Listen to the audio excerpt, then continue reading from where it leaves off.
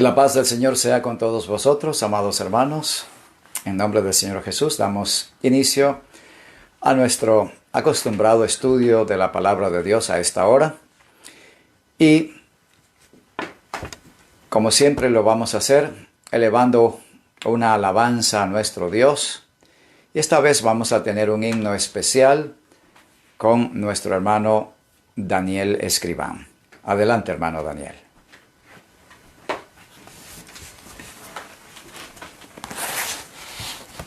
Para la honra y gloria de Dios.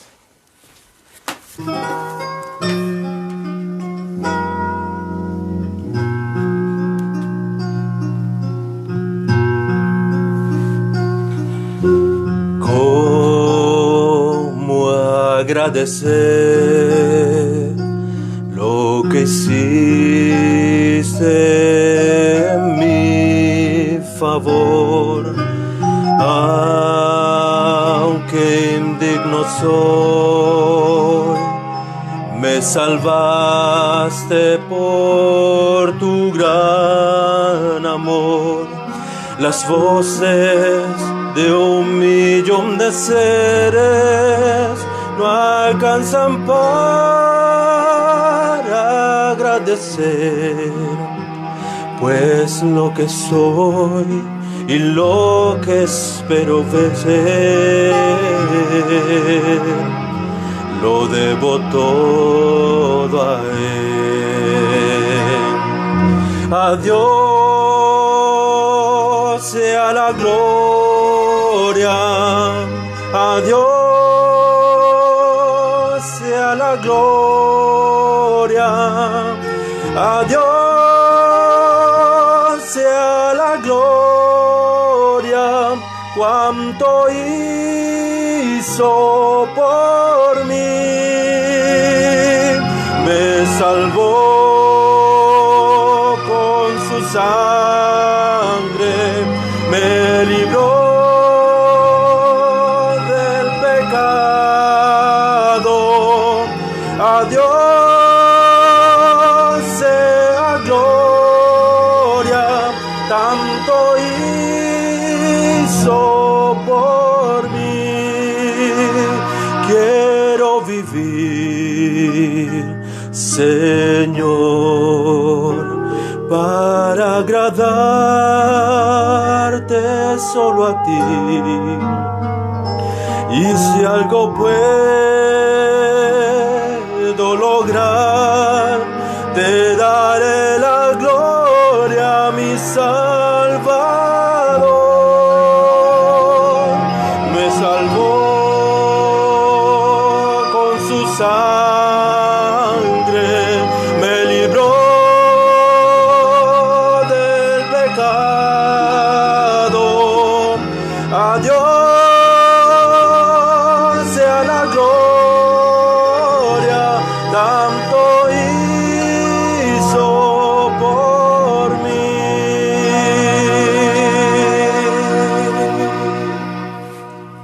Amén. A Dios sea la gloria. Vamos ahora a inclinar nuestros rostros para elevar nuestros corazones a Dios en oración. Eterno Dios de los cielos, venimos en esta hora agradecidos por tus favores, por tu misericordia, por tu protección, por tu cuidado en este día y cada día de nuestra vida. Y gracias por la oportunidad, una vez más, de estudiar tu palabra a través de este medio.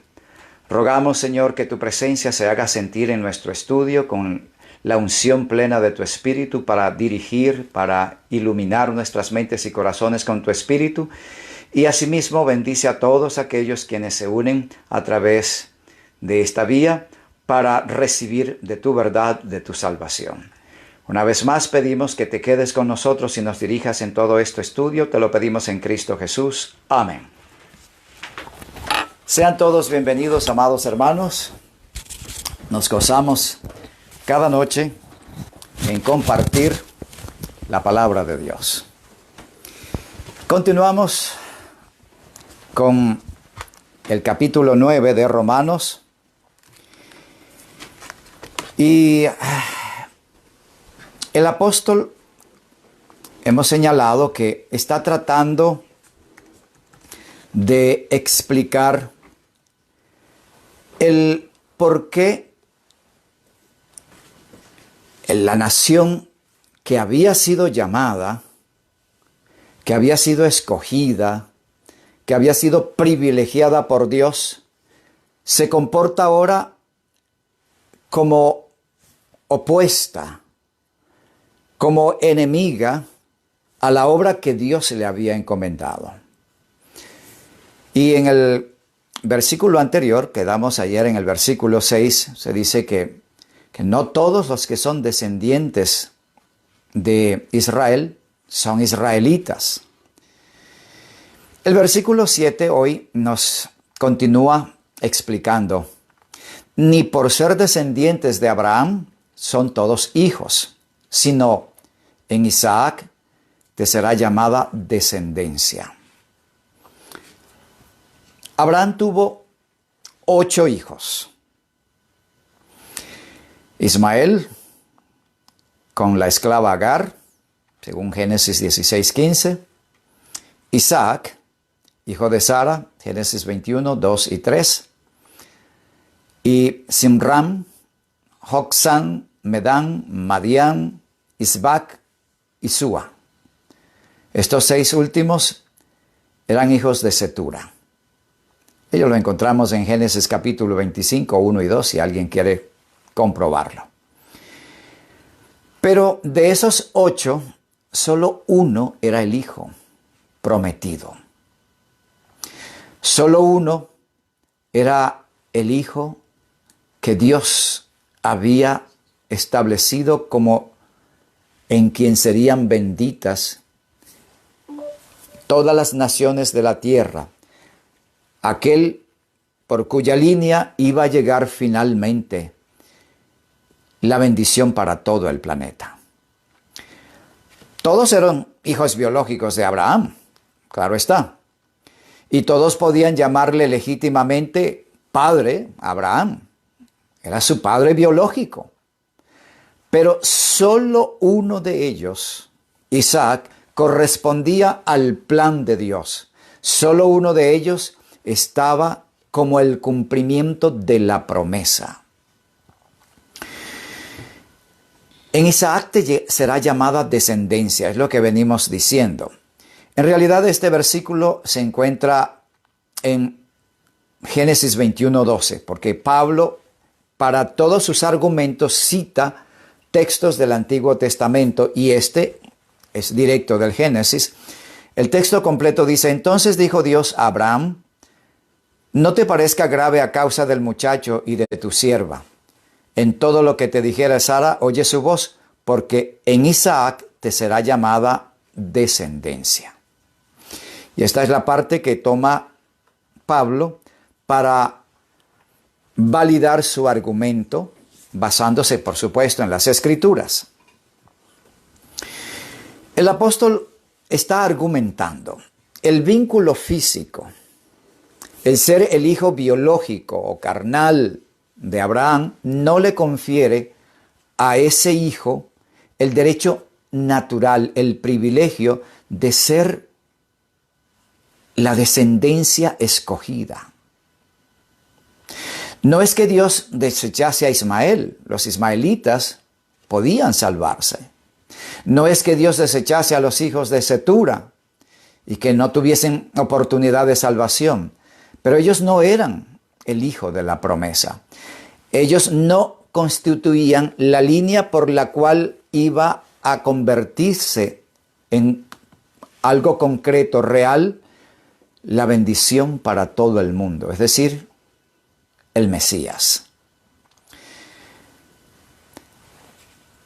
Todo lo que el apóstol está insistiendo es que el ser descendiente físico de Abraham no constituye por sí solo a una persona en verdadero israelita. Y esto es muy importante porque el judío se siente extremadamente orgulloso de ese linaje. Y ellos procuran demostrar por cualquier medio que provienen de ese linaje ancestral para señalar, soy hijo de Abraham. Pero Pablo dice, como lo hemos visto, no por ser hijos de Israel son todos israelitas. No por ser hijos de Abraham son hijos de la promesa. El gentilicio israelita requiere algo más que la descendencia física, la descendencia carnal de los patriarcas, de los padres ancestrales. El nacimiento de Isaac, para entenderlo bien, fue un milagro. Sara, una mujer estéril toda su vida y ya muy avanzada en años, 90 años. Y Abraham, de 99 años. A los 100 nació, de hecho, Isaac.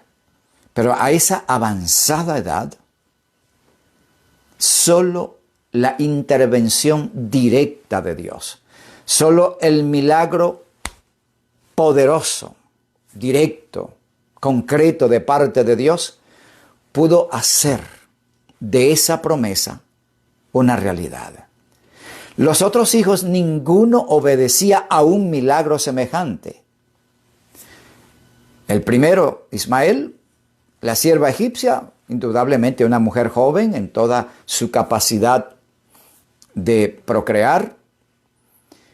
Pero el caso de Isaac es un verdadero milagro. Porque es la intervención de Dios. Dios quiso hacerlo de esa manera porque Isaac se convierte en una figura mística, una figura que trasciende lo físico carnal y ahora adquiere un valor espiritual, una figura espiritual en la línea que va a llegar al Mesías. Por ello, Pablo, que entiende perfectamente esa situación, argumenta con toda la lógica y basado en las Escrituras que el hecho de ser un hijo de Abraham, físicamente, biológicamente, no significa que es el hijo de la promesa. Solo uno es el de la promesa. Y no por haber nacido de Israel son todos israelitas. Solo hay una línea. Y esa línea envuelve un milagro. El milagro de Dios. De dar vida cuando todo parece imposible. Y que de hecho lo era para los hombres. El versículo 8 dice, esto es, no los que son hijos según la carne son los hijos de Dios, sino que los que son hijos según la promesa son contados como descendientes. Eso es lo que ya he venido explicando. Pablo está hablando de la descendencia escogida. Pablo quiere hacer claro que el vínculo físico no es suficiente para ser el pueblo escogido. No basta con ser biológicamente descendiente de esa línea. No basta ser un judío por raza. No. Se requiere algo más, como lo he dicho. Lo que realmente distingue al pueblo de Dios es su espiritualidad, fundada en la gracia y en el milagro de Dios, que vamos a hablar un poco más adelante. La expresión, sino que los que son hijos según la promesa son contados como descendientes, tiene gran significado en la idea que el apóstol quiere plantear. Todo esto porque los judíos decían, nosotros somos el pueblo escogido. ¿Quiénes son los gentiles?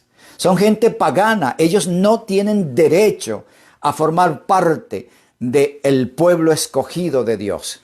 Y rechazaban una y otra vez a los que no eran nacidos del linaje abrahámico, del linaje hebreo. Y Pablo está demostrando que estaban totalmente equivocados.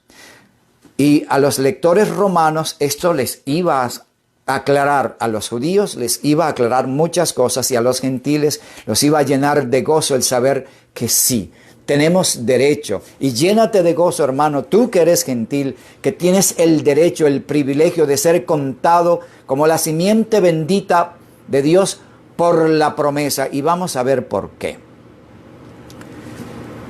El hijo de la promesa es el hijo de un milagro, de un imposible para la carne, de un imposible para las facultades humanas. Es el milagro de Dios.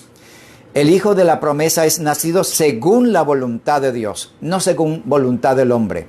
Abraham y Sara habían usado sus capacidades, sus energías, sus fuerzas, toda su vida.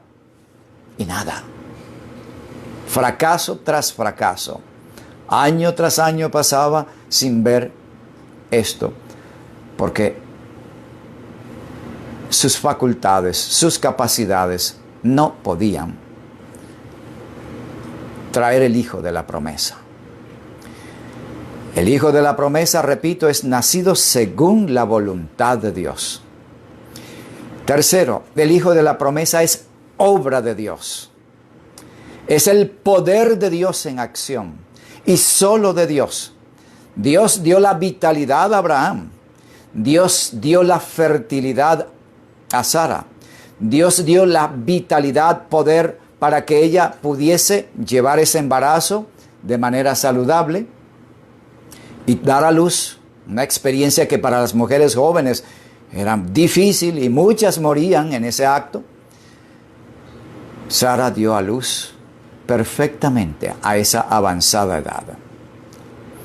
Así que repasemos. El hijo de la promesa es el hijo del milagro de Dios. Es el hijo de Dios, no de la carne. Es el hijo de Dios por cuanto es milagro de Dios. No es hijo de la carne por voluntad de la carne. Es el hijo de la promesa según nacido por voluntad de Dios. Y es el hijo de la promesa porque es obra de Dios. Bien, ahora, siguiendo esa línea argumentada por Pablo, los hijos de la promesa, el linaje que cumple con lo designado en el plan de Dios, deben reunir las mismas características. En otras palabras, el pueblo escogido, el pueblo constituido por los que son ese pueblo de Dios, deben experimentar el milagro del nuevo nacimiento. Y el nuevo nacimiento es un verdadero milagro, porque el nuevo hombre ha pasado de muerte a vida. El apóstol lo discute, lo esclarece en los capítulos anteriores. Éramos por naturaleza hijos de ira, estábamos controlados por el hombre de pecado, por el viejo esposo de pecado, etc. Ahora hay la muerte del viejo hombre y la resurrección a nueva vida. Ese es el milagro más grande que puede tener lugar en la existencia de un ser humano. Nacer de nuevo es el más poderoso milagro y la evidencia más grande del poder supremo de Dios. Estábamos muertos y al abrir nuestros corazones a Dios hemos recibido vida, un milagro. Teníamos corazones de piedra y al recibir a Cristo hemos recibido corazón de carne, sensible, transformado, un verdadero milagro. Así que los que son hijos de Abraham, los verdaderos israelitas, los hijos de la promesa, son aquellos que como Isaac son nacidos de un milagro. Debe nacerse por voluntad de Dios. Juan 1:13 nos lo dice cuando el apóstol señala: los cuales no son engendrados de sangre, ni de voluntad de carne, ni de voluntad de varón, sino de Dios. Interesante. Así que todo aquel que forma parte de ese Israel verdadero es nacido de nuevo según la voluntad de Dios, conforme a la promesa de Dios, de acuerdo al plan de Dios. No importa la raza, no importa el linaje, lo que realmente importa es esto. Por eso, en el primer capítulo, o en los primeros capítulos, estudiábamos de qué le sirve al judío ser circuncidado, venir del linaje de los patriarcas y ser un transgresor de la ley. Puede ser circuncidado, pero si transgrede la ley, de nada le sirve. ¿Y de qué le sirve a un judío tener ese nombre, esa raza, cuando vive en incredulidad, en mundanalidad, en perversiones, en corrupción? No es extraño para muchos que en Tel Aviv cada año se celebra el desfile de los gays en Israel. ¿Cómo les parece? ¿Podríamos decir que ese desfile gay es del pueblo escogido de Dios? Nada más absurdo el siquiera pensarlo. Así que el verdadero Israel, el verdadero linaje escogido de Dios, es el que viene de la línea del milagro de Isaac, del milagro de nacer en las condiciones como él lo vivió, y que se va a manifestar en nosotros en el nuevo nacimiento, el nacer según la voluntad de Dios, no según la carne. Y el otro milagro es ser llenos del Espíritu Santo. Otra parte de gran importancia y de gran significado en ese orden. Romanos 8:14. Porque todos los que son guiados por el Espíritu de Dios, estos son hijos de Dios. Los que son guiados por el Espíritu de Dios. Y el apóstol Pablo dice, y si alguno no tiene el Espíritu de Dios, no es de Cristo. Entonces, he aquí lo que el apóstol plantea. Hay un linaje, sí, un Israel, correcto, pero un Israel que no se fundamenta en los elementos humanos, carnales, biológicos, sino en elementos espirituales, fundados en el milagro que Dios realizó al permitir a él obrar para que Sara concibiese a la edad en que lo hizo, y el milagro del Hijo, de la promesa, se hiciera realidad. Versículo 9. Porque la palabra de la promesa es esta: por este tiempo vendré y Sara tendrá un hijo.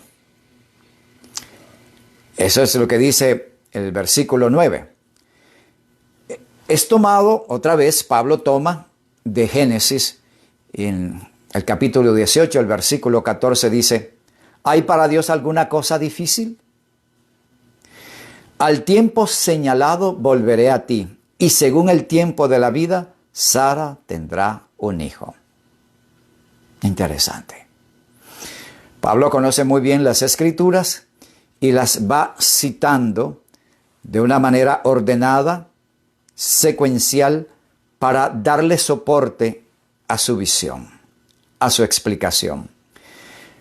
Isaac es el cumplimiento de una promesa que únicamente Dios podía hacer realidad. Tú, al nacer de nuevo, eres el cumplimiento de una promesa que solo Cristo puede hacer realidad. Isaac es un milagro, un verdadero milagro. Todo verdadero israelita es un milagro. El que un mundano, carnal, depravado, corrupto, cambie su vida y llegue a ser una nueva criatura a la imagen de Cristo, insisto sobre ello, es el más grande milagro que podamos ver en esta tierra. Pablo plantea el hecho de que una simple vinculación según la carne con la raza judía no necesariamente lo hace participante de la promesa. Tiene que ocurrir el milagro. Sobre esta promesa, Pablo elabora su argumento sobre el verdadero israelita. La promesa de un hijo según su voluntad y que va a ocurrir por un milagro. El versículo 10. Y no solo esto, sino también cuando Rebeca concibió de uno, de Isaac, nuestro padre. Pablo, una vez que ha explicado el milagro del nacimiento de Isaac, pasa a buscar más apoyo en las escrituras mismas, ahora con los hijos de Isaac y Rebeca, porque Rebeca también era estéril. ¿Sí? Y también en ella se va a operar el milagro. Una mujer estéril clama a Dios, pide a Dios, ora de corazón a Dios, abre su mente, su corazón, su vida, se rinde a Cristo, se rinde a Dios. El Señor la escucha y ocurre el milagro. Y no son dos, quiero decir, no es uno, sino dos en su vientre. Ahora vamos a ver a Israel. Abraham había tenido sus otros hijos de mujeres distintas. De Agar, Setura, Sara, la legítima esposa. Pero aquí se trata de un solo padre y una sola madre y dos hijos. Interesante que se trata de dos hermanos nacidos del mismo padre y de la misma madre, nacidos el mismo día, gemelos. No idénticos, pero sí, nacidos el mismo día. La diferencia entre ellos sería de minutos, de haber nacido el uno primero y el otro después. De hecho, Jacob nació agarrado del tobillo de su hermano. Por eso le llamaron Jacob. Así que, ¿cuánto tiempo pasó entre el uno y el otro? Solo que uno apareció primero, eso es todo. El llamado y la escogencia de Dios no se basan en el nexo físico familiar, sino en el nexo con Dios. Y eso es lo que ahora el apóstol va a plantear. ¿Qué es lo que hace diferencia entre Esaú y Jacob? ¿Por qué el uno es escogido y el otro es rechazado? El que tenía el derecho de la primogenitura es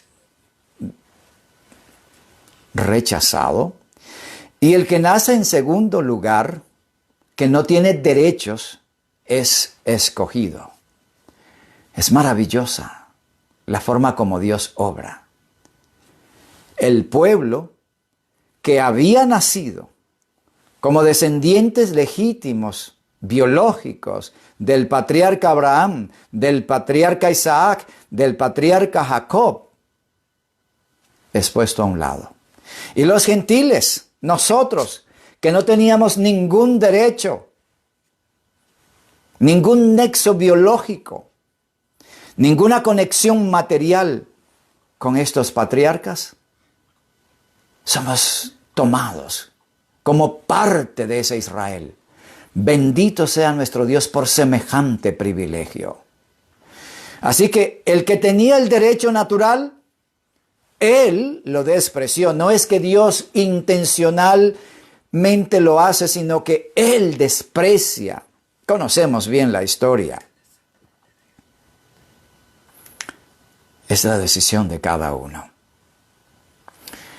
Versículo 11 dice, pues no habían aún nacido, ni habían hecho aún ni bien ni mal para que el propósito de Dios conforme a la elección permaneciese, no por las obras, sino por el que llama. Esto de que Dios los escogió antes de nacer no es único en ellos dos. En varios casos, la Biblia nos muestra que Dios seleccionó a ciertos hombres aún antes de haber nacido, Dios lo revela así, para que cumplan una misión particular. Vamos a citar algunos ejemplos para que lo veamos. Sansón. Jueces 13:5 dice, pues he aquí que concebirás y darás a luz un hijo, y navaja no pasará sobre su cabeza, porque el niño será nazareo a Dios desde su nacimiento, y él comenzará a salvar a Israel de mano de los filisteos. Esto lo dijo Dios a la madre de Sansón, antes de que ella siquiera lo concibiese. Interesante. Así que antes de que Sansón siquiera existiera en el vientre de su madre, ya Dios había designado una función para él. Jeremías, capítulo 1, versículo 5 dice, antes que te formase en el vientre, te conocí. Antes. Y antes que nacieses, te santifiqué. Te di por profeta a las naciones. Interesante. ¿Conoce Dios nuestro destino? O mejor dicho, nuestras decisiones. Es claro que sí. Pero son tus decisiones, no que Dios te programa para esto. Dios eligió a estos hombres. Y ya vamos a ver un poquito más. Pero el ángel le dijo, Zacarías, no temas, porque tu oración ha sido oída, y tu mujer Elizabeth te dará a luz un hijo y llamará su nombre Juan. Otro caso, Juan el Bautista. Es interesante que de los casos mencionados, tenemos otro aquí, otra mujer estéril. Otro milagro. Otra obra única y exclusivamente hecha por Dios. Dios los eligió para la misión que les había encomendado, pero ellos tenían libre albedrío. Es decir, podrían haberse negado, podrían haber seguido otro camino. El ejemplo de Sansón es bien conocido y nos sirve de lección para esto. No es que Dios predestina. Dios puede llamar a los seres humanos y Dios tiene el poder como creador de encomendarle a una persona una misión. Dios nos llama y nos dice, quiero que sigas este camino, quiero que sigas esta obra. Sin embargo, Sansón nos muestra que él decidió hacer su voluntad. Cuando le gustó a aquella chica, indudablemente una mujer linda, esa filistea, esta agradó a mis ojos. No era voluntad de Dios. En la ley estaba escrito que los hijos de Dios no debían unirse con esas tribus. No era el plan de Dios esto. Cuando el texto de Jueces nos dice que no sabían que era conforme a la voluntad de Dios, es que Dios torna esa acción equivocada de Sansón para cumplir sus propósitos. Pero no fue que Dios lo designó para que así se cumpliera, sino que a pesar del error de Sansón, de la desviación de su misión, Dios torna aún de sus errores, lo lleva para cumplir el propósito divino. Porque cuando Dios tiene un plan, lo va a cumplir con nosotros o sin nosotros. Y la desobediencia de Sansón le costó caro. Sus ojos y finalmente su vida. Ya, es triste la historia. Pero con esto queda claro que no se trata de predestinación. Yo insisto en esto porque hace poco lo estudiamos y podría verse desde ese ángulo. Ellos, como lo demuestra Sansón, tenían libertad para elegir otro camino. Juan el Bautista permaneció fiel a su llamado. Jeremías permaneció fiel a su llamado. Dios sabe de tu persona mucho antes. Hermanos, hace muchos años era yo solo un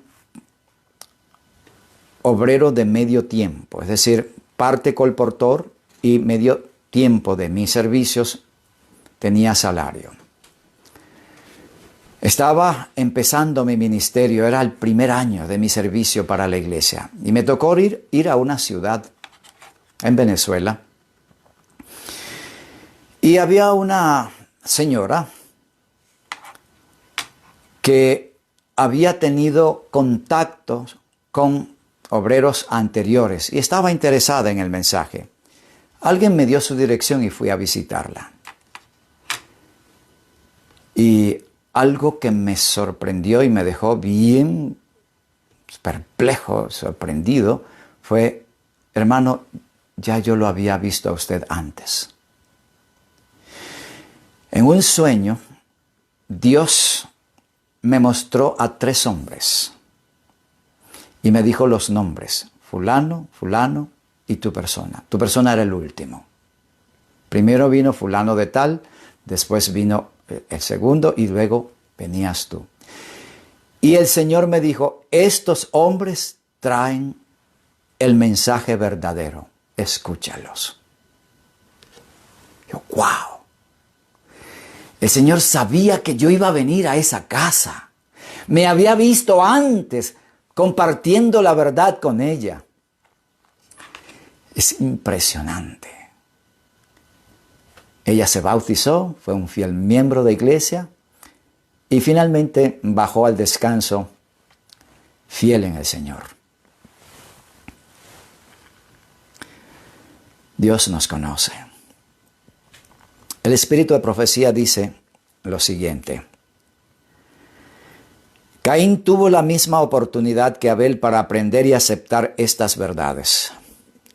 No fue víctima de un propósito arbitrario. No fue elegido un hermano para ser aceptado y el otro para ser desechado. Abel eligió la fe y la obediencia.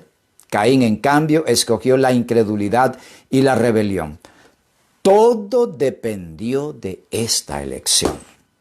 Aquí está el punto clave. Los 2 hermanos, los primeros hermanos que se mencionan en la Biblia, Caín y Abel. Uno es el primer mártir de Dios por su fidelidad. El otro, enemigo de Dios con su familia. Pero todo depende de la decisión.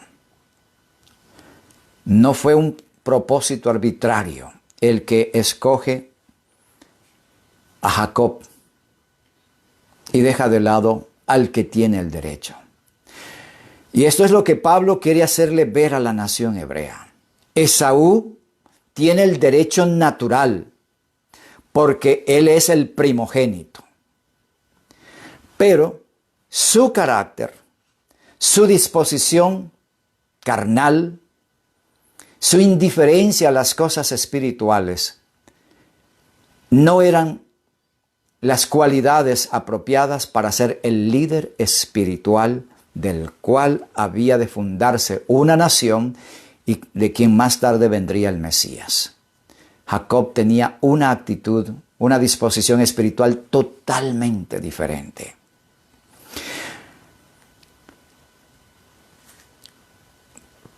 No es por obras, dice el texto que leímos, sino por la fe.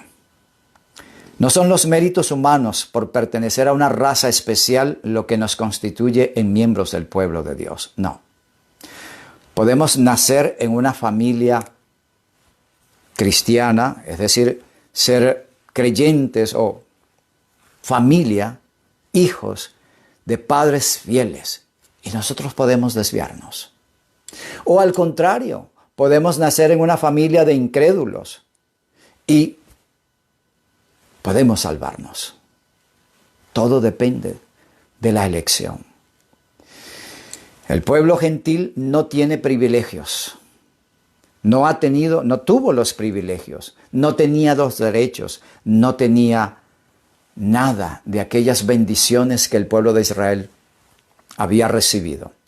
Pero cuando reciben la verdad, la reciben con gozo de corazón y se entregan sin reservas a esa bendición, a ese privilegio. Y entonces, por el milagro de Dios, el milagro de la nueva creación, el milagro del cielo, somos hechos hijos de la familia del cielo.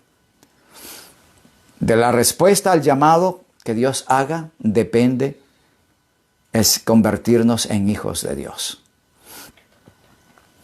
El versículo 12 dice, se le dijo, el mayor servirá al menor. Dios profetizó, no predestinó. Dios vio por anticipado el desarrollo de dos naciones, de dos pueblos rivales.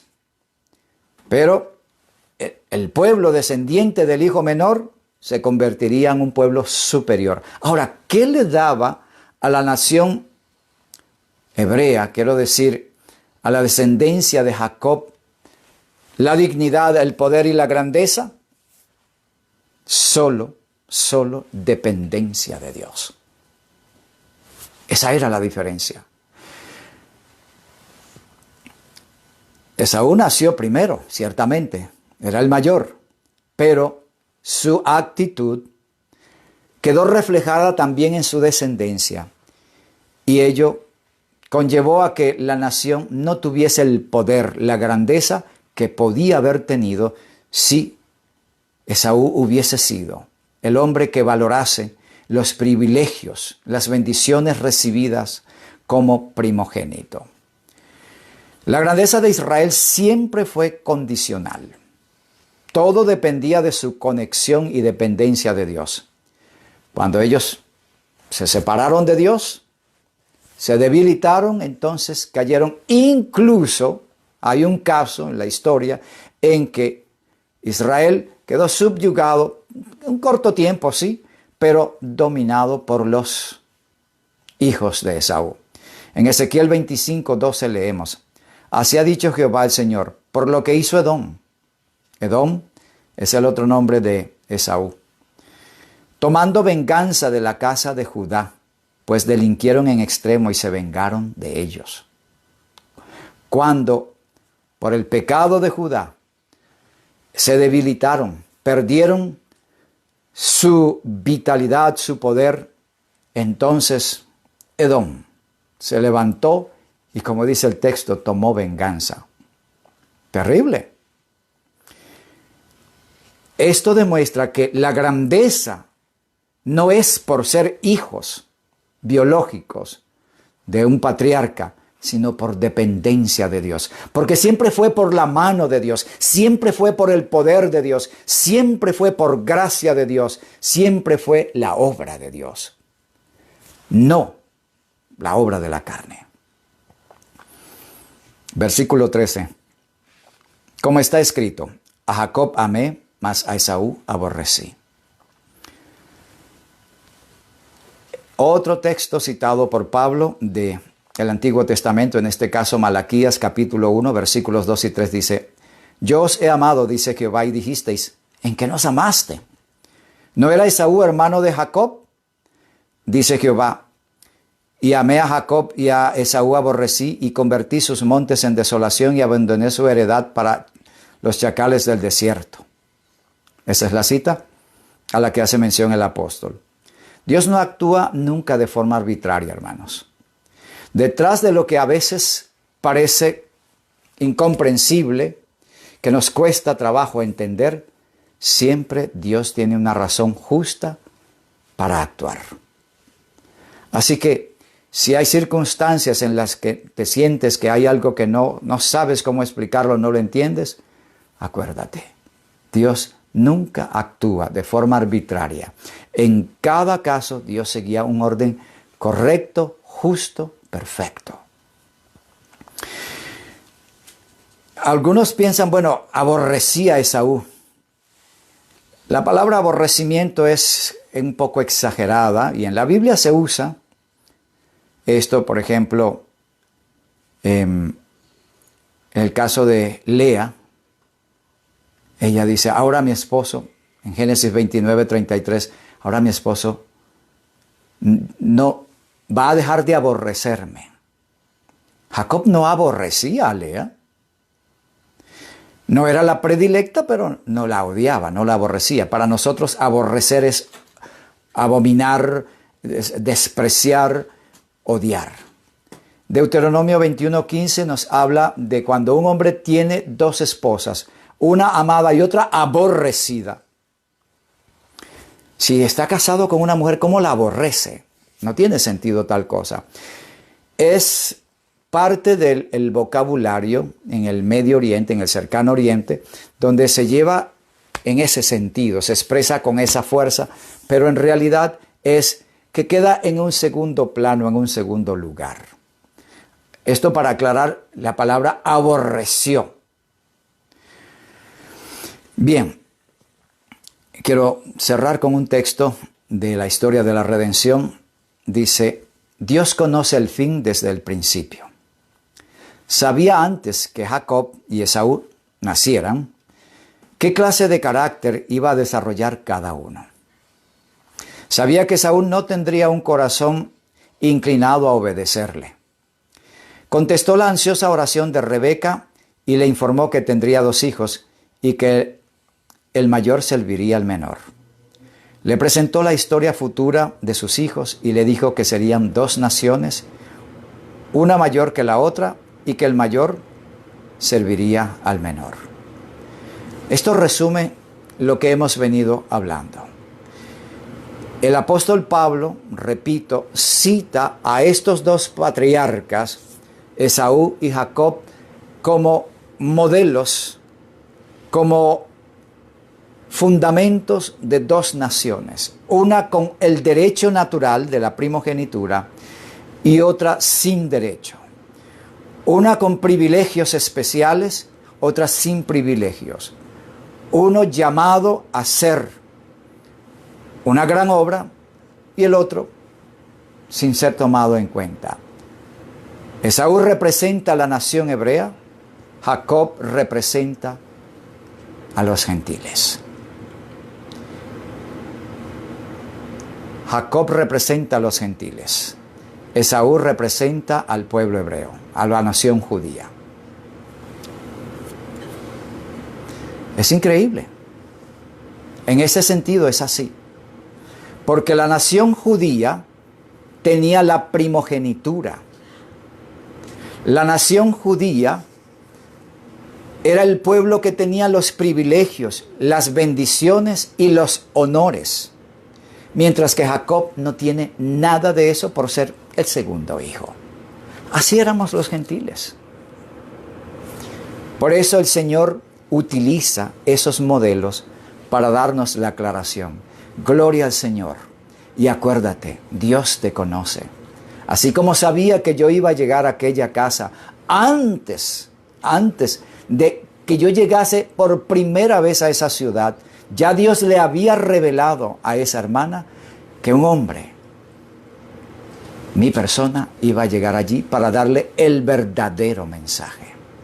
Dios conoce tu persona antes que nacieses. Y Dios quiere lo más grande para ti.